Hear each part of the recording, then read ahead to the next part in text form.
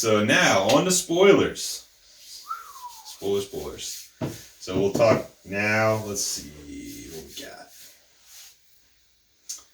Jesse Eisenberg shows up at the uncle's office. Yep. The uncle was having an affair. Roger is his name, the uncle. He's having an affair with his boss. Great idea. Always works out well. It always works out well. I can't think of a time where that hasn't worked out. Yeah, I don't even know anyone that's done that and it worked out well for them. So. Me, yeah. It's just, so he has the affair with the boss. The boss cuts him off. Yeah, and she's just a cutthroat lady. She's a professional. Yeah. She kind of got what she needed. She treats men as playthings, which is kind of how Roger treats women. Yeah. He's the female version of her. Or she's the female version of her. That's kind of... Yeah. The only person he's ever tried to fight for like that. If he strikes out, normally he just goes to the next thing. But he seems to really like her. He gets kind of crazy. He doesn't want to just it to be a physical thing. He wants it to be more with her, and she ends it, and he's not happy about that. And the beginning of the movie and the way he kind of talks throughout the whole beginning, you get the sense that he's kind of a ladies' man, and he gets what he wants, and he knows how to talk to women, but he cannot get over the hump with his boss. His tricks don't work on her. She doesn't want to see him, and that's that. Nick? Uncle Roger. How's it going? What are you doing here, Nick? So Jesse Eisenberg shows up at his office. Jesse Eisenberg, man. Jesse Eisenberg playing Jesse Eisenberg. Yeah.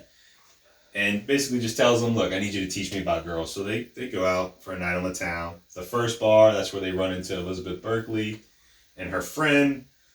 They have good conversation with them. And they end up leaving the bar and kind of going somewhere else. Not creepy or weird at all. No, I mean... I love how easily he got into every bar at 16. Well, he only got into the one bar. A bar and a brothel? Place. Yeah. He got into the brothel really easy. They had no problem. Well, I don't really think the brothel's really worried about laws, considering it's an underground brothel. Yeah. But that's a little later. The next scene is where they go to a party. They don't go to... That's true. They don't go to a bar. Yeah. So he gets in the one bar, which he gets kicked out of, by the way. But he's obviously 16. A bouncer sees him in there, kicks him out. So Elizabeth Berkley, Roger, Jesse Eisenberg, they all kind of find a place, I guess, in a park, and they talk. And Jesse Eisenberg is making some good points, kind of just being like a sweet kid, I guess, and the ladies are kind of eating it up. Oh, yeah. Just because... He gives a hopeless romantic take on love, whereas Uncle's giving the absolute opposite. Yeah, he's the opposite spectrum of He's the exact opposite of his uncle. He's a shy, nice kid. Who wants to learn about women, and he's asking these women about experiences they had, and they are enjoying telling him because they know they're helping him out. And Roger just wants to basically get laid. He's trying to get inside their mind. Yeah, Roger just wants him to get laid too. Right. That's all Roger wants. He just keeps throwing the conversation at his nephew, and his nephew just got to come up with stuff. He's just pimping his nephew out, That's. I guess it's weird. That's fair. I tried to put myself in that picture, and I just couldn't see me doing that with my nephew. No, but he's also a flawed individual who. Hey, I'm not flawed. Yes. Why did I? Woo! I should have never given him that. God that's damn the it. nicest thing you've ever said. Thank you, Jerry. I'm upset. I appreciate it. But Roger, you can tell, obviously has mental issues, and as you learn through the movie, you figure out kind of more about him. Take a moment to file this away for later. You understand what I mean? Okay. Just think, Sophie. For the next 6 months, every time Nick jerks off, he'll be picturing you. Don't be an ass. I don't do that, okay? It's true. So after he says some crude things to Elizabeth Berkley and her friend, they leave. Yeah, they crash a party that his boss was throwing, the one he had the relationship with. He was not invited. That he was not invited to. Everybody else they work with and all of their friends were invited to, but she did not want him to come. He crashes the party with Jesse to, I guess, kind of make a scene at the party, but also try to, again, get Jesse laid because that's the main goal of the movie. So he introduces Jesse to a drunk girl, which is where the movie, really it's a dark turn. Don't go.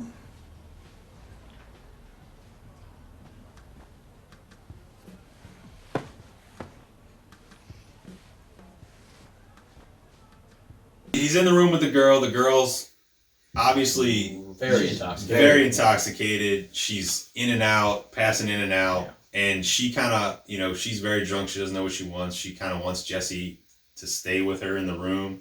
And Roger basically says, be quick. Get in and out, do what you got to do. It's pretty much laid up for you. And at this point, you're like, God, is this where this movie's really going? Really. He wants his 16-year-old nephew's first time to be pretty much rape. Yes, that's exactly what it is. It's a terrible thing to do. This guy's awful.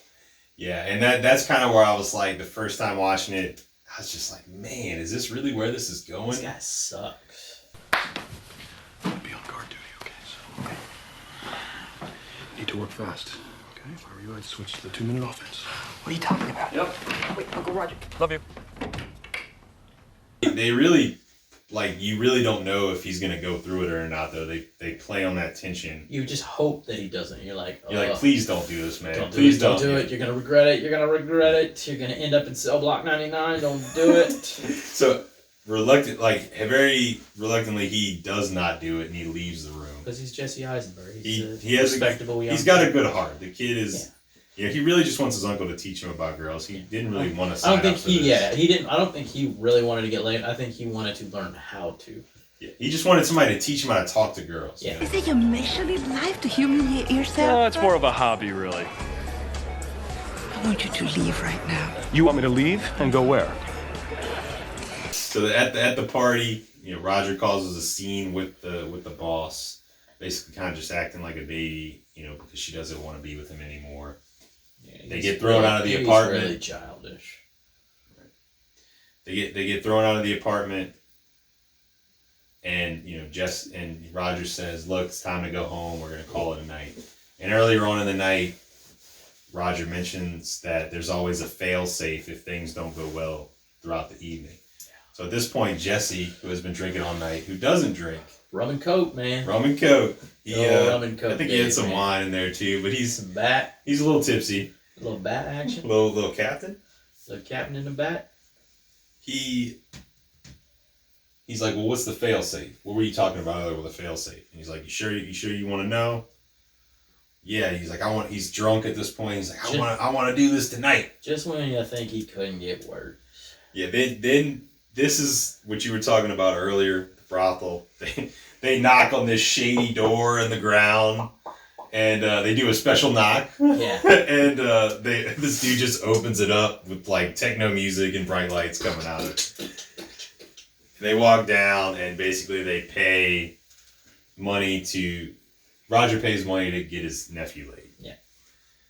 And at this point, the one of the prostitutes is, basically trying to get him to take his clothes off and all this stuff, and he's kind of reluctant to do so. I think she ends up going down on him. She starts undressing him for sure. I don't know if she's going down on him. She pulled her hair back. I remember right before the cut scene, she was pulling her hair back. Yeah, and the camera, which I think is a really cool shot, it just sits on him and his face, and he's just it's meant to. He's contemplating whether he wants to, go through with this or not. The evening kind of took them here, but he knows that this isn't the right way. This isn't the right way to do this. So he goes in there, yanks him out. Jesse Eisenberg's swinging at him in a drunken stupor, and they fall in a bunch of trash, and then they end up going back to his apartment and passing out. At this point, Roger, the next morning, Roger wakes up. They have a message from Mama. Jesse Eisenberg's mom saying that, he basically that he was missing. She didn't know that he was going to Yeah, this see whole him. time he used the excuse that he was going to a school out there and he had visited doing his a school earlier review that day. for college. Yeah. So after that, he kind of talks to him, why he lied, and sends him back home. And at this point, you're kind of like, man, what did I just watch? What did Jared just make me want? But then in the end, I've had 2 prison movies and they were less creepy than yours. that's accurate. I'll give you that. The sister, Jesse Eisenberg's mom and Roger have been kind of estranged for some time.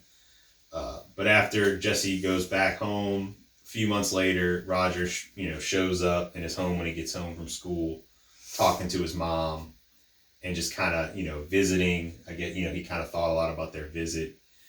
And then the end of the movie is him, as Roger, kind of talking to Jesse and his friends about, what girls want. But he's telling them, he's not giving them the advice that he was giving Jesse earlier on in the movie. He's talking more like, you need to be who you are. Let them love you for that. Be honest with them, which is the complete opposite of what he was saying before. So it's almost like he learned a lesson and he doesn't want them to be like him when they grow up. That's a fair point. And, at the end, he ends up talking to... Sets him up. Yeah. Hey, Nick. Some guy, I guess he's your uncle, he said you had something to tell me. He said it would blow my mind. So once he takes Jesse Eisenberg out for a night out, goes through basically the whole movie with him, he realizes something when they're in the brothel. He realizes that His life sucks. He realizes that he does not want Jesse to do things the way he did it, and he does not want him. His parent, Jesse says earlier in the movie that his parents are divorced. He doesn't want him to grow up with the same issues that plague him, in the way he is. Yeah. He yanks him out of there. He reconciles with Jesse's mom, his sister. He wants to give Jesse advice and help him. Good advice. Good advice so that he doesn't have those. Gotta do some damage control after that. Right. Actually, I think that night was enough good advice as stuff not to do. Yeah, I think I really like the aspect of him just working through his own issues and then saying, look, man, I can't be like this. I need to help him out before he gets to this point. Too old for this.